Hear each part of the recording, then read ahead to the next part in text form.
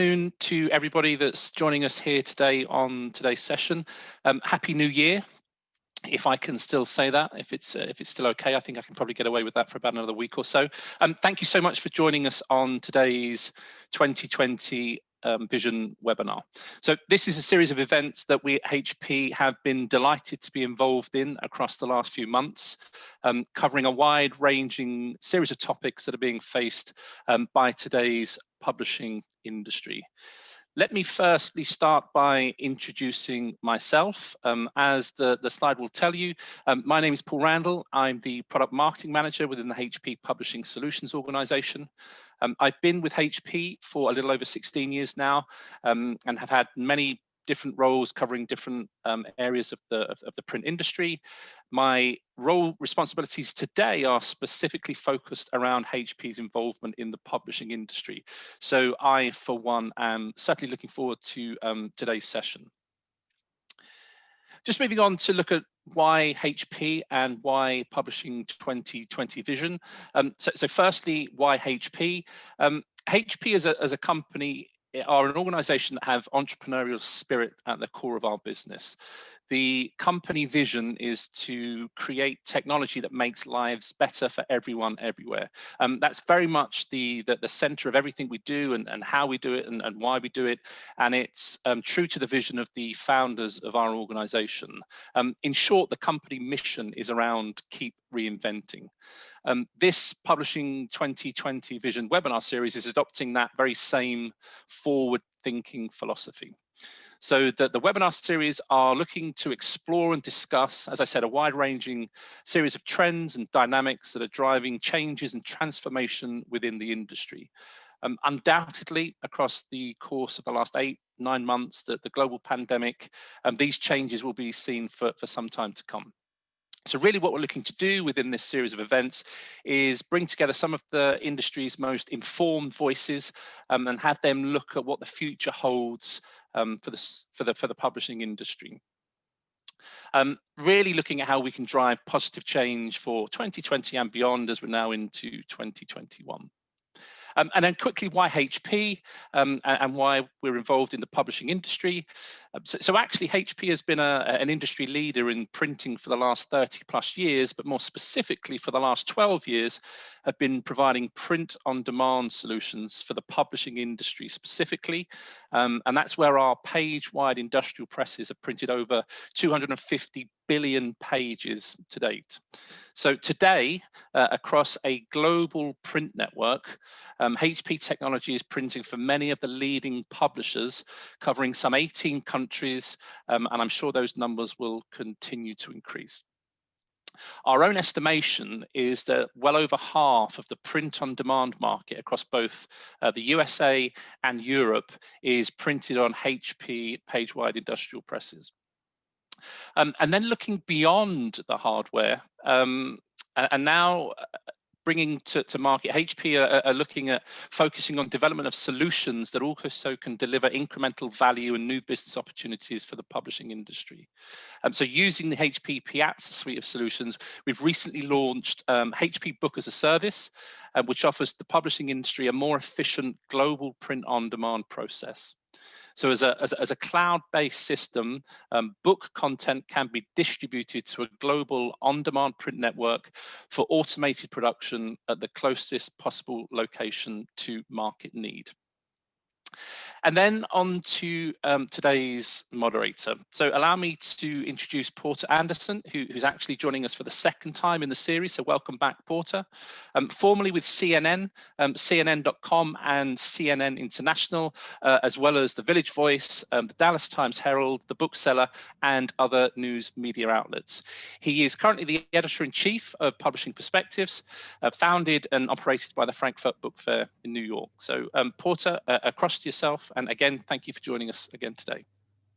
Thanks so much, Paul. It's great to see you again today. And I want to say thank you to HP for producing this series of webinars, which has been fascinating. We were together on the very first one when we were talking about superpowers in world publishing, and I'm glad we're back talking about more superpowers in publishing today. I also want to thank Emma House, who is hidden from you right now, but she's our great producer. on this series and has done an excellent job of getting us all through it. I will ask our team to join us now. We have with us Laura Prinsloo from Jakarta. We have Karini Panza from Brazil. And we have Ananth Padmanabhan from India. They are all here with us today. And they're going to be talking to you in just a moment. What we will do, the way we like to approach our Superpowers events is we'll ask each of our guests to give us several minutes of background on where the markets they're in stand at this point, what they're facing, what they've been through, where the challenges are, where the successes are. This is quite enlightening. We were all transfixed on the first one with the information we were getting in a very fast format. They'll speak to us for 5-7 minutes, and then we'll all talk together. And at the end, we'll have a chance for your questions. So welcome to everyone who's with us, and in whatever time zone you find yourself. And it's good to have you, and also welcome to a new year. It's very good to be out of the one we've just cleared. So may I ask Laura if you would start us off, and let me congratulate you on the Jack Tent event, as we call it. The Jakarta Content Festival was held in November for the first time in association with Frankfurter Buchmesse. And I should point out that Publishing Perspectives, and you can read us at publishingperspectives.com, is a news medium of Frankfurt Book Fair, and we are very proud to be so. And you did a wonderful job with the Jack Tent. It appeared to come off seamlessly. Congratulations. Thank you, Porter, and thank you also to Publishing Perspective for helping out with some of the programs, and to HP, who was one of the sponsors of the event. It went really well. I was very surprised. It was our first event and was held virtually, and 41 countries participated as audiences. So we were quite happy. Indeed. And you will also be in Jakarta, the host for the International Publishers Association World Congress in 2022. Is that right? Yep, that's right. I will be working closely with IPA, Bador, and Karina, hopefully anytime soon, planning for the road to IPA Congress and also the Congress itself. Fantastic. This is great. I can't wait to be there for it and to do as much coverage as we can along the way too, on the road, as we say. So could we start with you, please, Laura? If you could give us your background images and thoughts on where the Indonesian market is right now, such a complex and big market. Talk to us about it, if you will. Yes. When I heard about the topic powerhouse? That's right. Immediately, yes. I think Indonesia is not there yet. We have a huge market, obviously, with the with 260 or even 270 million of our population. But the number of publishers that we have, will go into that, is not as good as other countries, I would say. The number of books printed per capita is, we can do a lot more, a lot better, I guess. Mm-hmm. So in terms of the potential, yes, we could be a big player, but there's a lot of hard work going forward. And with with not having an entity, a government entity to manage the book industry.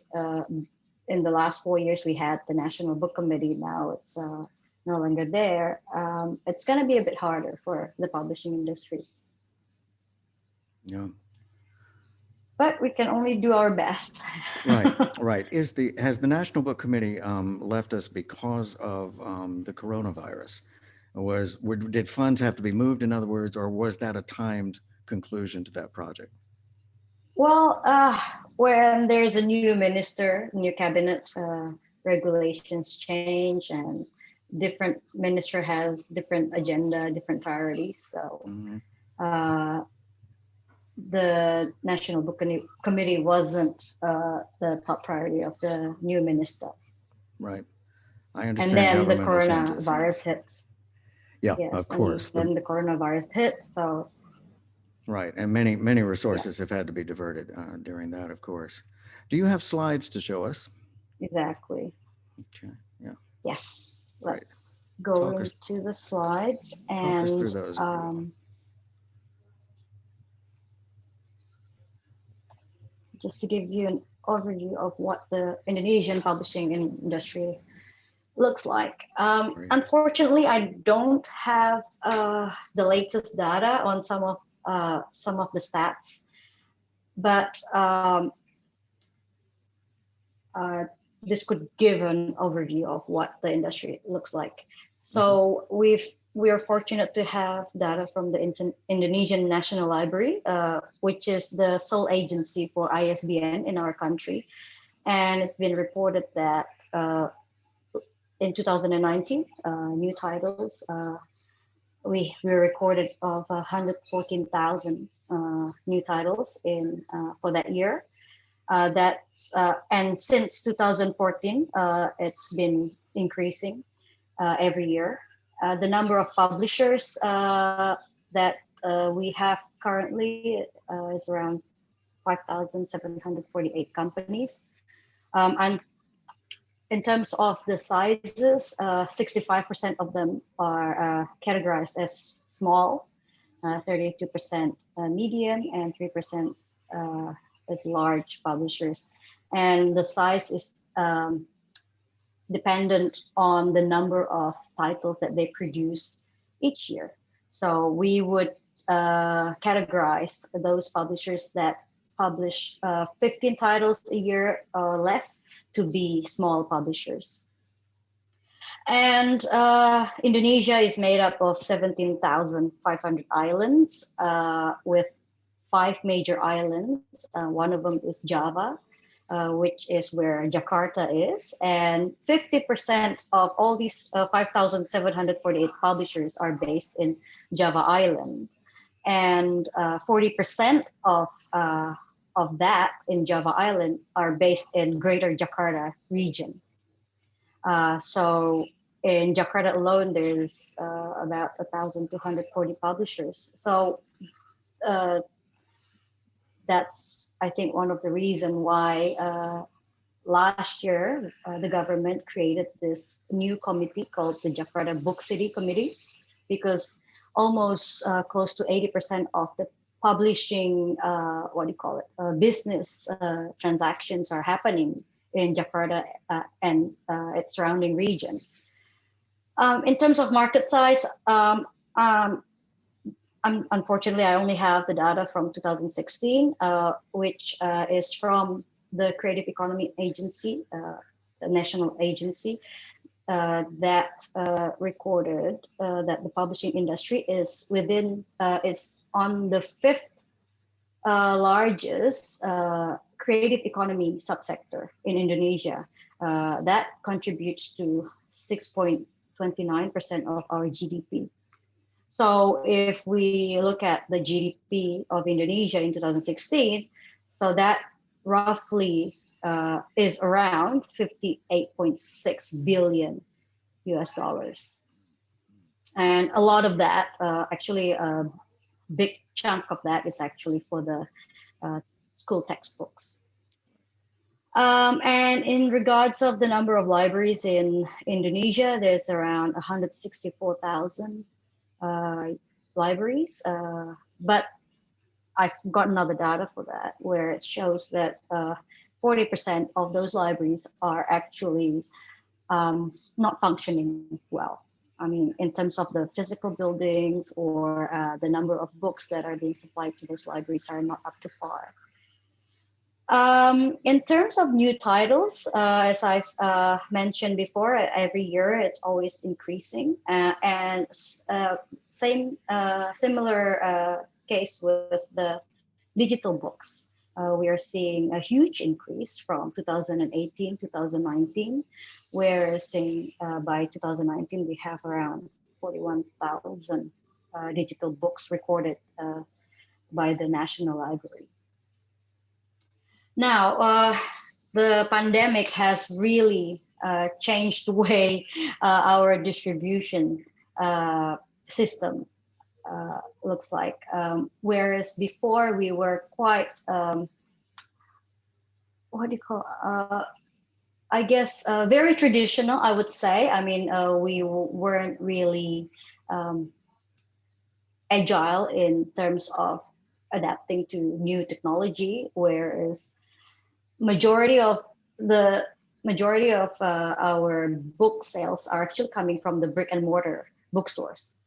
And then when the pandemic hit, all the bookstores are closed, and a lot of publishers, almost now, I think almost 100% of publishers here have shifted their method of sales to the e-commerce platforms. And unfortunately, we don't have eBay here, or we don't have Amazon here. So, but there are a lot of e-commerce platforms that are created for the Indonesian market and also the Asian market. One of the biggest one is Shopee. I don't know if you've heard, but Shopee is, I think, almost everywhere around Southeast Asia, and it's that platform sells everything from books to fashion to anything. So that's the biggest channel of book sales right now.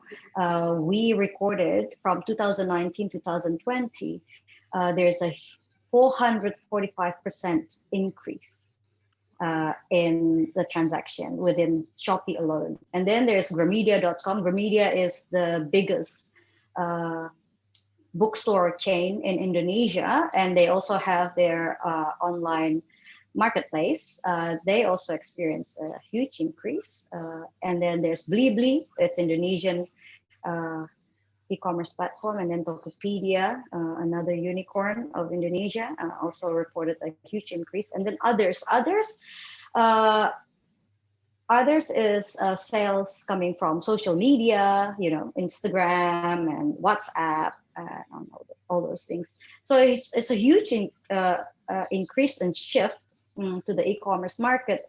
And now we can safely say that majority of our income is no longer coming from the brick and mortar bookstores.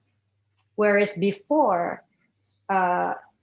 say a print run of 3,000 for a title, maybe 2,500 would go to the brick and mortar stores, bookstores, and then only a small chunk goes into the e-commerce. But now I think it could be the other way around. Unfortunately, in terms of ebook and audiobooks, the sales is not too significant. I mean, the Gramedia store recorded a 20% increase year on year in 2020.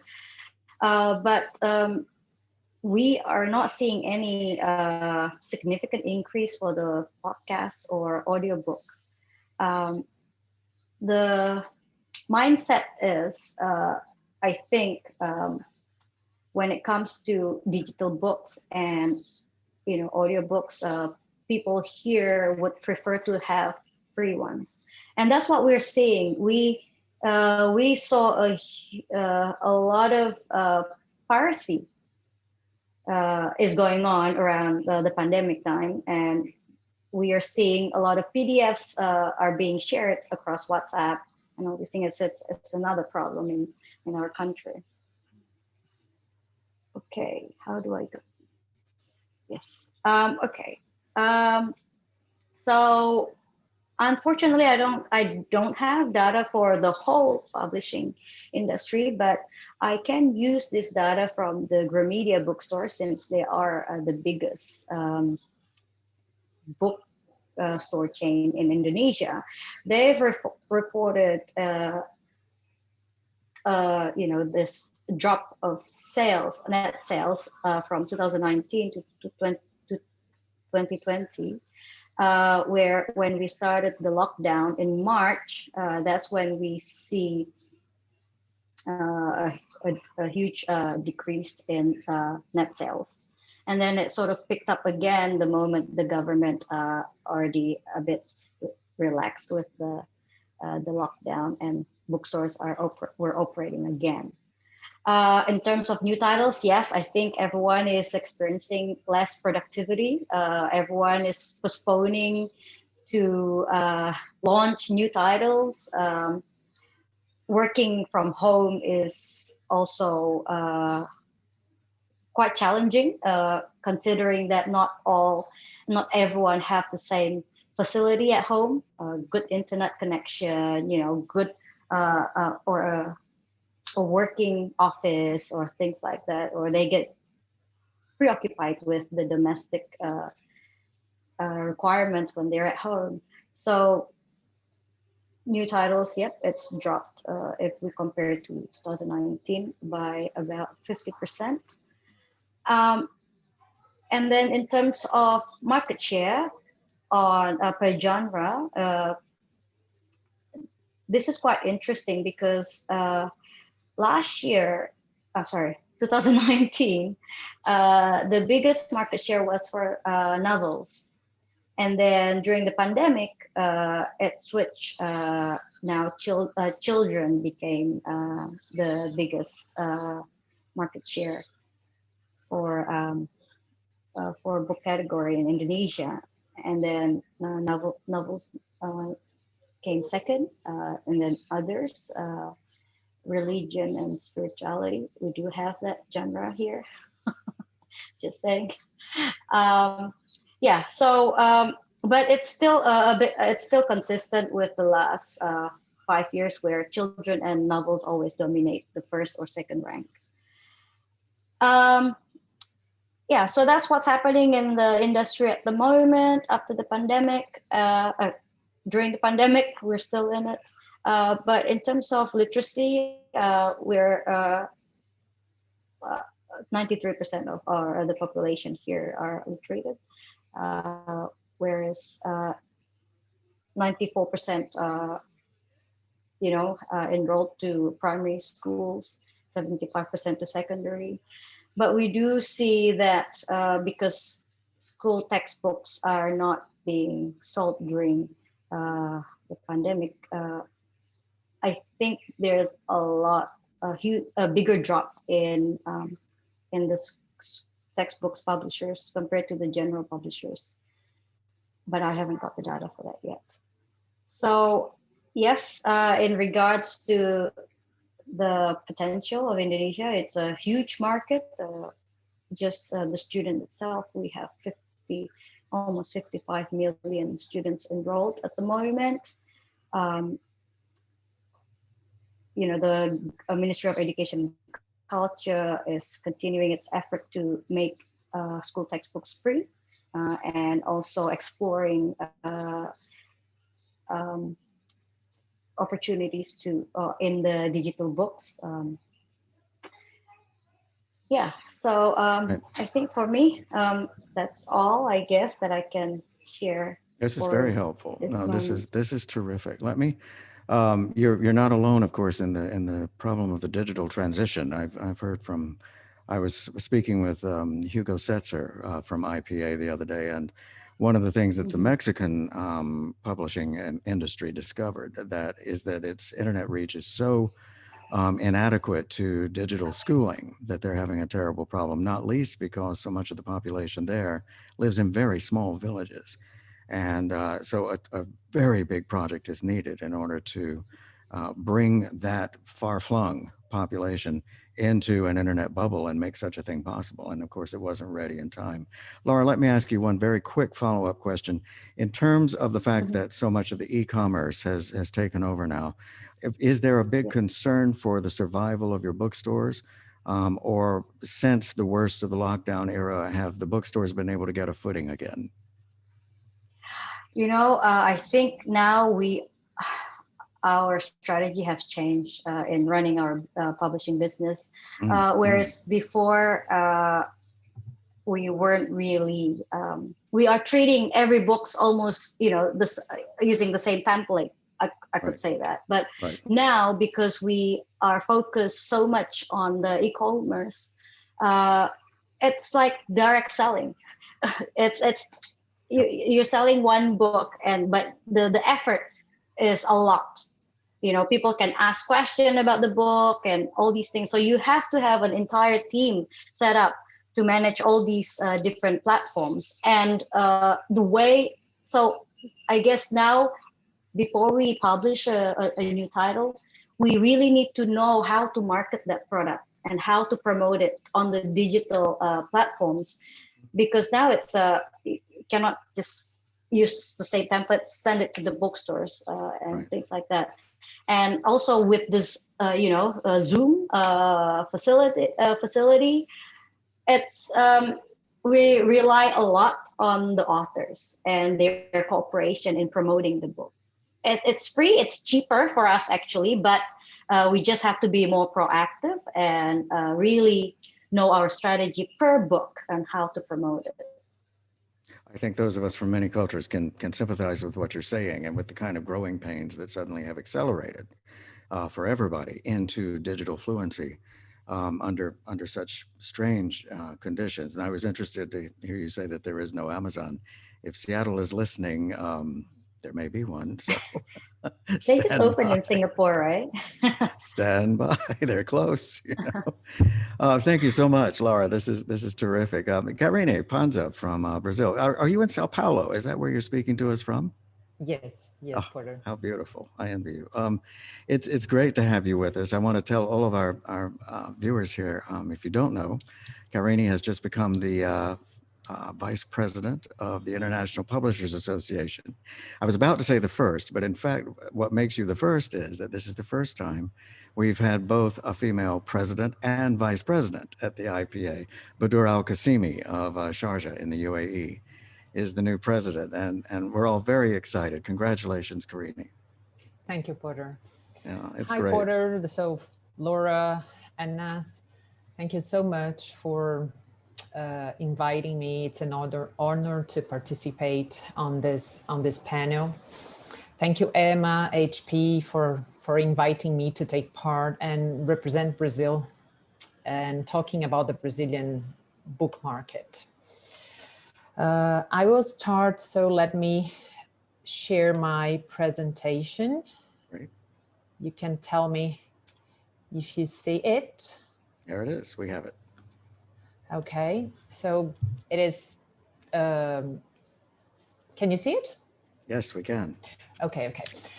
So I will start by explaining that the numbers that I will present, they are part of Nielsen Bookscan for the year of 2020 until the week 50, so the 50th week. So they are pretty recent numbers, and it will show us a good picture of our trade market. But before that, just to give you an idea of our market, our total market in 2019, that's the latest data that I have. The Brazilian publishing production is divided into two big segments. So we call it government sales and market sales. And government sales, they represent 51% of the total copies sold in our market in 19, and market sales 49, of course. But comparing these numbers as an income, the market sales is almost 70% of our total income. That is why I have chosen to bring a little bit more of our trade to show you, so you can understand a little bit more of the bigger part of our market income. In 2020, the trade market sold through bookshops, supermarket, and e-commerce 39 million copies and 364,000 different ISBNs. So just in the trade, let's say. Well, our trade has some characteristics that I want to comment. For example, in Brazil, we don't have a fixed book price laws. So the discounts for final customers are pretty high, given that we have now 23% average discount and average retail price of $10, which is quite low. Our currency exchange rate is a little bit high for us at the moment. So it is make it makes us a big difference on the average retail price. And as some of the important markets worldwide, it is quite concentrated. The top 15 publishers, they make 50% of total sales volume. And on importance by genre, we have seen an increase on children's literature and also nonfiction compared to the whole market. Our best-selling title this year, 2020, let's say 2020, was a Brazilian author, Tiago Negro, that sold 170,000 copies on the trade, and it was a self-help book. So it is quite interesting to realize that. Now comparing, while there is, comparing the last year, 19 and 20, while there is much, we still don't know about the impacts of the pandemic and in our market. I'm happy to share with you this slide that compares 19 and 20 until week 15. So we are comparing the same weeks. And it does not show, let's say, like a vital impact on our industry. We can have, we had a bit of decrease of 83.83% on sales. The average discount has risen, which is kind of natural, in such situations, such as everyone is dying to find their customers on internet and all social media, just as Laura explained, is a little bit different. We used to not to talk directly to our customer. We used to sell to distributors, to bookshops, and they used to have the contact with the customer. But nowadays we had to adapt, and now we are talking directly with this customer through the social medias. It is a bit different, and we had to adapt to that very, very quickly. And I think that our biggest challenge at this during this period was as you may understand, we have a big country, and it was distribution. So many publishers, they had to adapt to a new distributing reality in a very short period of time. Otherwise, they would stay without any income and without any sales.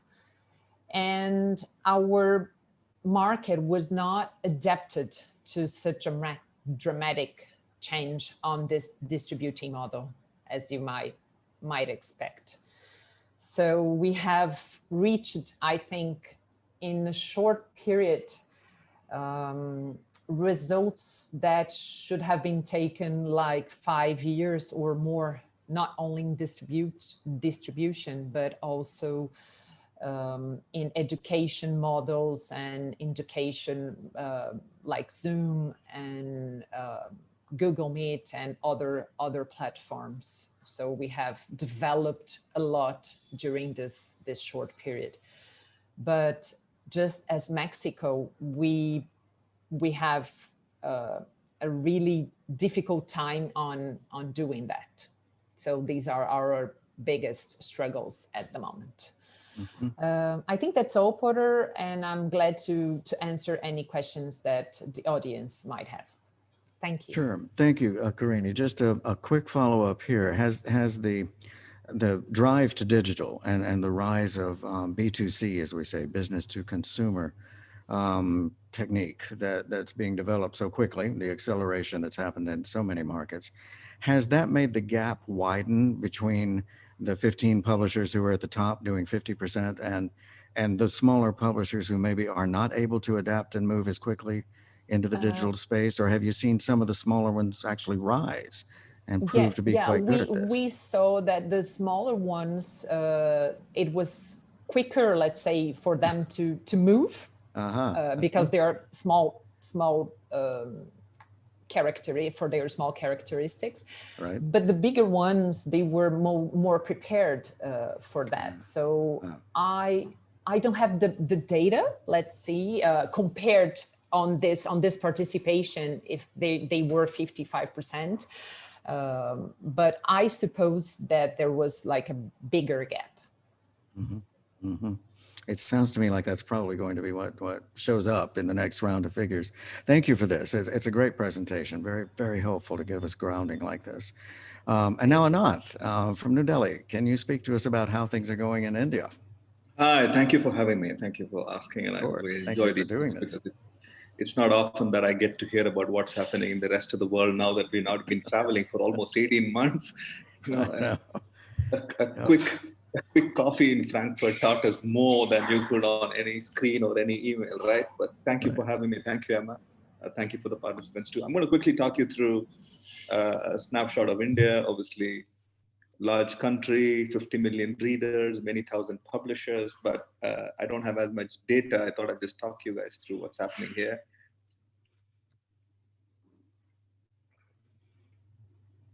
There we go. We have it. Yeah. So Indian book market is a $7 billion industry that includes both consumer publishing and education. Why education is more than 95% of the market? We have over 250 million kids in schools. And if I add everybody else who's going through some form of education, that's 400 million people going through some form of formal education in need of a textbook. And, you know, Emma knows that market wonderfully well, as some of you would. 2020, of course, just, you know, caught us by the throat, as it were, and literally shook up what we knew about what was happening. India went into a lockdown on the 17th of March. I haven't been to office since then. For example, we've been running our businesses from home pretty much, being safe and stuff. We have 10 million COVID cases, but luckily only about 250 active. And while we lost a lot of people, not that many compared to the rest of the world. India's always been a little resilient on that count. But it did shake up a lot because the government, when we went into a first lockdown, declared books as non-essentials. That meant that not only did bookstores shut, you couldn't even order anything online to be delivered home. And there was a list of essentials that people could buy. So here we were, end of March. We didn't see this coming at all. In February, I was in the US traveling for a fair, and then boom, we came back here and you couldn't even get out of your house. So everybody's back home. Books are non-essential. And it literally, like how Laura also said, it made you sit back and think about everything you've taken for granted. The way we published, the supply chain, the fact that so many thousand books went into a distributor and then into a bookshop, and then people went to markets to buy them. A lot had to change overnight and dramatically, but I'll talk about that in the next slide. As a consequence of what's happened this time, and India has always been a digital adapter very quickly, over 1 billion phone users. EdTech has always been a bad word here, in the sense that people always want to do EdTech. Educational publishers invested millions into being digitally sound, but the business of teaching and studying was print. But this last year has seen EdTech companies grow phenomenally in valuation, but only in valuation. We have to see what it really means in terms of the learning for the child, because less than 5% of school children in India actually have access to a digital curriculum. And by that, I mean curriculum that the teachers recommend for the child to study. But when you log on to an EdTech platform, they teach you core concepts in maths and science. But of course, there is the ever-present insecurity for the child is, am I learning what I'm going to be asked a question for in an exam in school? And that's the big gap.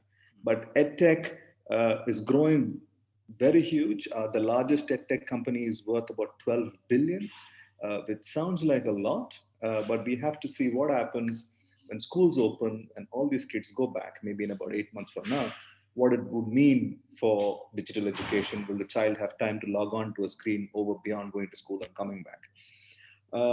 From about July, print books started selling very well in our consumer publishing. At HarperCollins, we didn't stop publishing at all. And because there was no physical books, we had already started publishing ebooks by the end of April. In about a month, we already started our new books, putting them out as ebooks. And by about June, July, we had already started to have a print go out. And a lot of credit to the team that I work with. We all knew that as a headlining publisher, we have to make books available for people, especially now that they're stuck at home. A lot of the process has changed so that we could publish, work with production houses, and actually get the books out.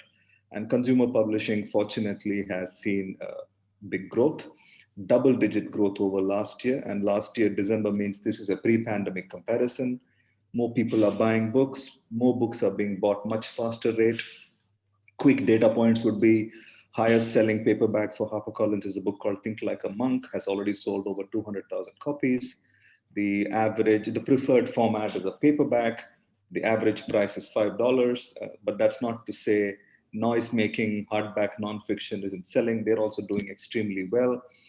Nielsen Bookscan is in India, records data for most of the market, Amazon and Flipkart. Amazon would be about 90% plus. I think we sell about, if I protract it, we sell about 40 or 45 million books a year, including everything that is recorded. Plus, there is a huge unorganized market that don't offer data to Nielsen. In the pre-COVID world, Nielsen was recording about 45%. But of course, the entire brick and mortar bookstore business is not up and running. Libraries are not up and running. The various regional book fairs are not up and running. So you could safely assume that India sells about 100 million books if you double that number. But at the moment, we're looking at about a 40 million. Ebooks and audiobooks, ebooks specifically, the market for consumer trade published ebooks have doubled, which is great news. I would have expected to be 3 or 4x, but 100% is great. And audiobooks are also growing fantastically, but the catalog size of Indian published books on audio is still small, as both Audible and Spotify start to invest a bit more and get a larger range going. And publishers also have to produce a lot more audiobooks to do that. But in all, it's a known devil in terms of highly unfortunate that kids are actually not able to go to school. So there's a lot that's happening, and I think we're all prepping for what needs to happen. We've done a lot of change in HarperCollins as well to do that, but in trade publishing, we're in a good place. What has changed? As in, what have we learned? We've learned quite a bit. For one, to conduct our business from home at a desk. This is not something that the publishing industry ever did. We are an industry that, grabs a glass of wine at lunch over an author meeting, but all of those have stopped. But a big shift has been the consumer facing, because what are we all worried about? Are we going to sell books? That's the biggest fear. What is going to happen at this time? And the shift in India especially has been that big shift in consumer confidence from all of those people who were reticent to put mobile data of their credit cards or use digital wallets to pay for things. People who were a largely cash economy figured that absolutely there's no other way, because you wouldn't go anywhere to begin with. You had to buy things for yourself and your family, which means you were dependent on online platforms. And therefore you had to literally put your data out there because people didn't want cash transactions. It was a touch-free model. So a lot of middle-class people who were not did that, which meant that every time you go into a shop, and like we all do, you're looking for 3 things, you end up buying 6. And at least 2 of those you don't need immediately, which is great for us who are selling something. So people bought a lot more. And I think that's showing up. And I think that is a significant forward shift in the way India is going to shop, which also meant that physical bookstores had to change the way they work. So there are bookstores in India which have now started offering subscription models. They have transported themselves to platforms like WhatsApp and other places so that they make book recommendations. They take their consumer data very seriously. So they obviously message regular customers to tell them what's new and what's come up. They are more willing to offer discounts so that people can see and buy more books. As publishers, we are also creating a lot more digital assets to help independent bookshops buy more. And India has a huge network of home delivery. Everything comes home, right? From food to groceries to Amazon and Flipkart. Bookstores have also signed up with home delivery companies who would just send a motorcycle, pick up your order and drop it to people's homes. And bookshops had to quickly learn how to do that. So no more putting the shutter up and sitting in your shop waiting for a customer to walk in. That changed dramatically. Non-publishing retail, the home delivery apps that were giving you groceries and your fruit and your eggs and milk, also started introducing top best-selling books as a shelf. So if you bump into a review, you see it in the newspaper, if you heard about it as a consequence of word of mouth, or your best friend mom has, your school mom has just said, this is what I bought for my kid, you could just go to your favorite app and maybe find it. So publishers had to then rush to all of those people who were not selling books and start encouraging them to sell a bit more, which also meant that we had to tell them, curate a list so that A, they don't have the wrong book, and B, they have enough of the best books so that they're able to sell and retain a customer experience. Which all of this obviously converges, like Laura was saying, there is no more physical browsing, which is a bummer. Sometimes you buy a book because it just looks so good as a hardback, or the cover is so attractive, or you're curious about what's on the front of the shelf. We are losing that, and I know that that is going to come back in the near future. But digital marketing had to become a lot more invasive. We had to be using every available medium to leverage the fact that all of us have at least one device at home. And if you're a reader, that's the device I need to be on to tell you what's new, what's coming up, how to sample it, and engage the customer with a cover reveal or an extract or a review or an author video, and the millions of hours of webinars that all of us have all put together to show somebody something about a new book coming up. It's a tricky balance, but as long as the publishing is good, and as long as you're talking about a good book that people want to buy, that's paid off quite a bit. And we are all enhancing. So HarperCollins has gone through a complete brand new Harper broadcast. It's an award-winning newsletter, but we just upped the game and then completely redesigned our newsletter. Our platforms work wonderfully. Collins Learning is our education platform. Every time we conduct a training program for teachers, we at least have 10,000 signups. We are sending out newsletters to about 120,000 teachers all the time, because there the learning had to not stop. It had to be continuous, either for the child or the teacher, and being in the school so they don't feel disconnected. It's also a time for great entertainment. In July alone, Netflix dropped about 17 new shows in India, and just India-facing shows. So people are just watching and watching and watching. It asks two questions. One, they need stories, and where else can you go for stories other than published stories? So we have a lot of them, and we've been selling a lot of stories to production houses and directors and even movie stars who might be interested in a story that they might want to act in, and so on. That's a whole new conversation. We have an editor whose designation is senior editor, new media. So he thinks about audio, OTT, and he constantly thinks about what we can do in that period. The other question, of course, is the reluctant reader, of which we have many in India. Are they just going to go completely to the video format? And how do you drag them into the getting them to buy a book? So we have to think about that as a challenge for the future, and we have to innovate. We have to think of new ways to grab that 14-year-old who didn't want to read a book, likes motorcycles, buy automobiles magazines, but is not going to read the new Tom Clancy or something. What do? We have to think about him as an audience. The readers, of course, have been very, very fortunate with a Harry Potter or a Jeff Kinney or a Ruskin Bond or a Sudha Murthy. So you caught those kids very young and got them to buy books. The reluctant reader is somebody that I think the world has to think about, those that we've lost to television. Which brings us to catching the child young. It's a time for those who have had children, and especially us, because we're selling to a lot of kids in all schools. They've had to deal with words like pandemic and vaccine and wear your mask and sanitizer. These were not words that kids have to grow up with. They should be out there playing in the grass and getting a scratch and coming back home dirty, and all of those are what we were taking for granted, but that's out of the window. So they have a new set of challenges to deal with outside of just not being able to meet their own friends and going into school. So the way learning and entertainment is being offered to them and will be offered to them in the future, I think there's a lot of room for innovation and growth. And we're constantly thinking about how can we not erase, but at least change their memory of these last 12 months and make it a more rewarding future in 2021 and beyond. But that's India. It's great fun. As long as we have good books and we are optimistic, I think things are working really well. I love what you're saying here about catching the child earlier. This is such an interesting concept. In one of my previous careers, I was an arts critic for many years. And I found that the arts community was not good at understanding that it had not communicated to the kids who stand in the parking lot every evening saying, what are we going to do tonight? And they end up at the video arcade. They had not communicated that a book might be an option, that even a story might be an option. And I think what you're talking about is very savvy on the part of particularly your outfit at HarperCollins in India. And some of our other publishers are learning to try to make books and reading side by side with these other entertainments. So they are an option in the parking lot, if you will, when the kids gather and what are we going to do tonight?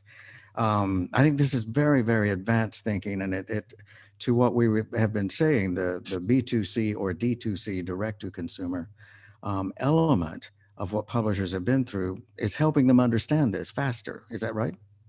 Correct, absolutely. And I think you have to recruit the parents, you have to recruit the teachers, and you also have to make the book. In many advanced markets, there is bedtime reading. Now, there's only a certain segment of India that does that here, but goes beyond print into digital in every format that the child could potentially encounter, whether it's an audio story he's listening to, whether it's a YouTube video, whether it's a Teletubby, whether it's, boys love construction machinery.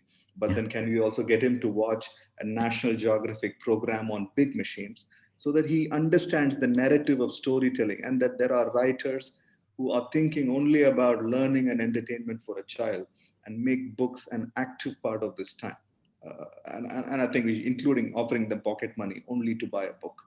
But we have to think of every way possible, because India has a potential to be, we are about a 50 million readership, but imagine 101.4 billion people. In 2050, we'll be the world's most populous country. Shouldn't we have 250 million readers? Of course, yes. And that means a lot of thinking across everybody who's in the value chain. Hence that new media position that you put into place very, very cleverly. Yeah. Thank you, Anant. This is fascinating. We're coming very close to a time when I want to hand back off to Paul for a question.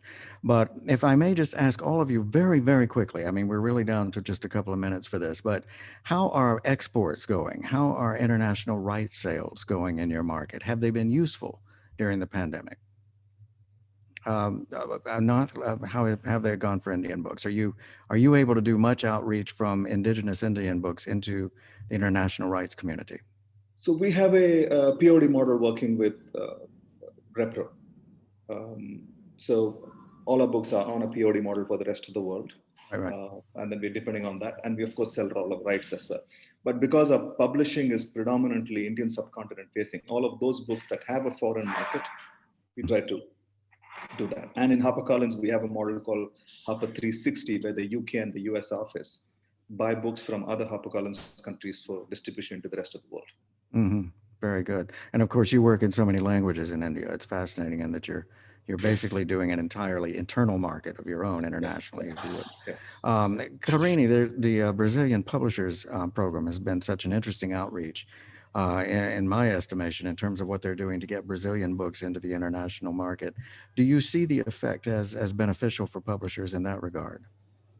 Yes, definitely it is. We have been working with Brazilian Publishers Project for a long time now. And it hasn't started, it has started before Brazilian guest of honors participations on Frankfurt, Bogota, Paris, Bologna. So we started at that time showing the other countries that we were diverse, that we had very good production, that we had very good possibilities that are worldwide accepted. And Fernanda is doing, a great job on maintaining this interest for Brazilian content and Brazilian rights worldwide. But there is, we are working specifically with publishers here, bringing them to book fairs and putting them together with matchmaking. So we are doing a constant follow-up on showing the books and trying to sell them worldwide. So it's not a specific thing, but there is a project going on for a long time. It's something that is very, it's in my heart, this project, because I have worked with that before I was president in the Brazilian Book Chamber. And then after that, I have continued to work with that at the Brazilian Book Chamber. So it is really, really important.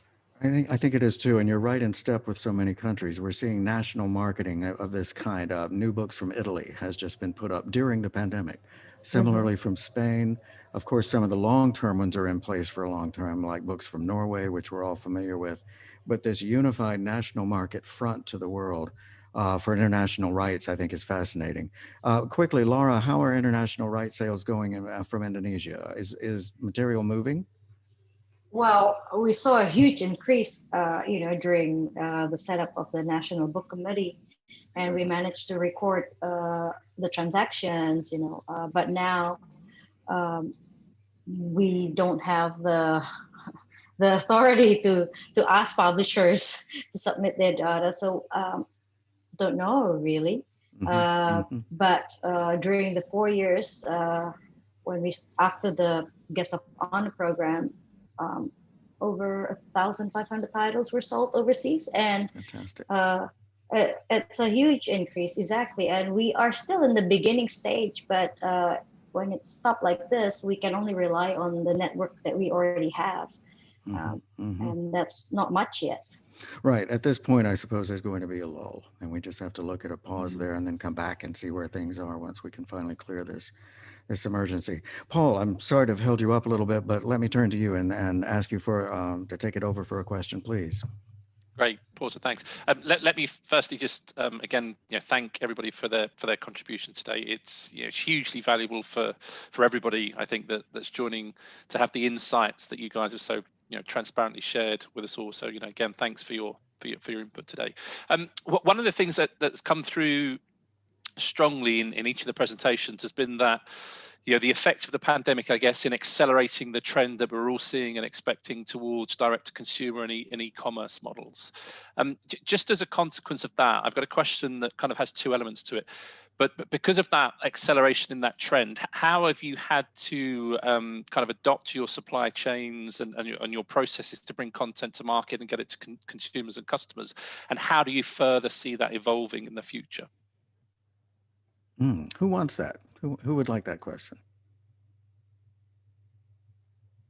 I can probably help answer because I have my own printing house as well. That's a good question. Think now the print run cannot be as high as before because now that the e-commerce market is is a good potential market for us to promote our books. So I think we would test the market using the e-commerce first before even going to the brick and mortar, and therefore we would probably print less per new title.